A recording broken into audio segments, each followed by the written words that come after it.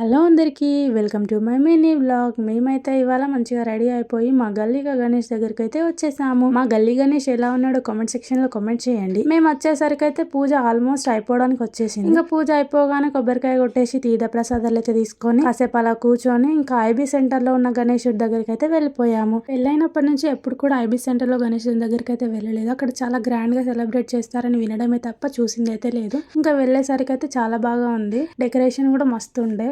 పెద్దగా function hall లాగా చిన్న మినీ ఫంక్షన్ హాల్ లాగా అయితే డెకరేషన్ చేసేసి మంచిగా ఉండే.